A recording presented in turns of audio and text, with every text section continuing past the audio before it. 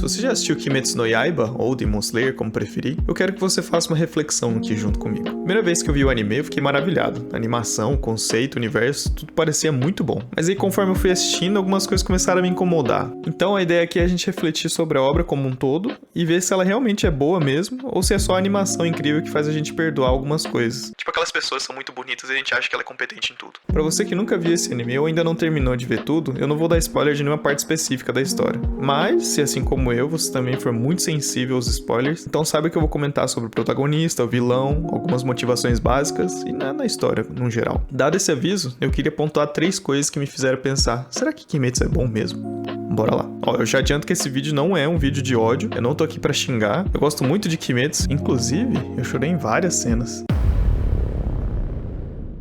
O primeiro e talvez o maior ponto é sobre o nosso protagonista. Tanjiro é o bem encarnado, ele não tem defeito, ele é um cara esforçado, bondoso, gentil, sempre pensando nos outros. E esse tipo de mangá, os shounens, eles tendem a ter protagonistas mais rasos mesmo. Por mais que eu goste muito de Dragon Ball, One Piece, Goku e Luffy não são necessariamente os personagens mais profundos, eles são bem simples e diretos. A diferença é que esses dois personagens não ficam dando lição de moral pros vilões, eles não ficam usando o discurso no jutsu, eles não ficam tentando mudar a vida das pessoas com positividade, good vibes. O Goku mal cuida do próprio filho. Inclusive, eu preciso fazer um vídeo sobre a cena que me fez gostar do Luffy e querer seguir One Piece até o fim. Me lembra depois. E apesar de eu achar Naruto um personagem muito chato, eu reconheço que ele é um protagonista um pouco mais tridimensional que os outros. Já o Tanjiro, com toda essa perfeição e positividade, acaba me cansando um pouco. Ele mal sente raiva, rancor, ele tem empatia por todo mundo, até dos demônios que acabaram de cometer um massacre. A gente não vê uma área cinza na personalidade dele, ele é o herói perfeito.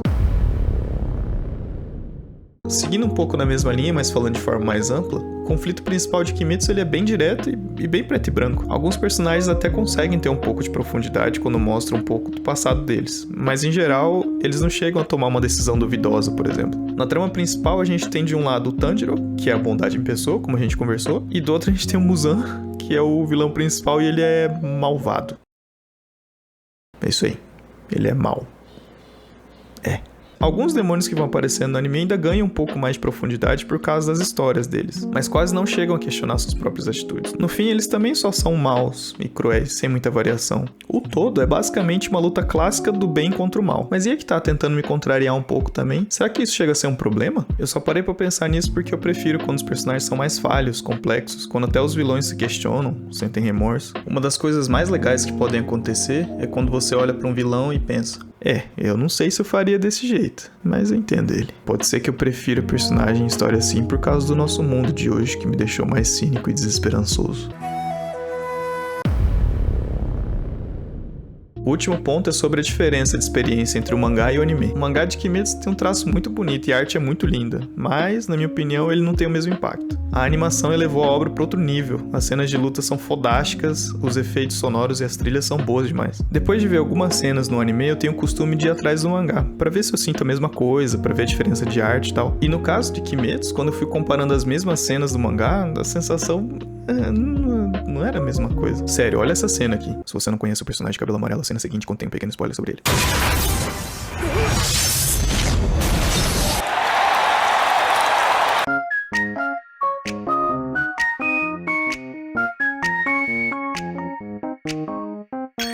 Mano, não tem comparação. Você pode até achar que não tem como um mangá que é preto e branco ser mais impactante do que uma animação com som, movimento e cores, mas eu tenho 3 exemplos de cenas de outros mangás que, pra mim, foram iguais ou até mais emocionantes do que o anime.